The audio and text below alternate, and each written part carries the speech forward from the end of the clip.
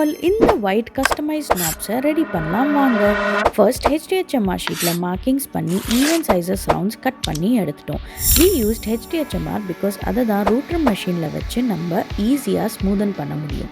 இந்த மாதிரி எல்லா பீஸஸ் ஸ்மூதன் பண்ணி ஃபினிஷிங்கை ஈவனாக பண்ணிட்டோம். Next both sides laminate paste பண்ணோம் அண்ட் அதை ப்ராப்பராக ப்ரெஸ் பண்ணோம் for the adhesive to stick. And எல்லா நாப்ஸும் லேமினேட் பேஸ்ட் பண்ணிட்டோம்.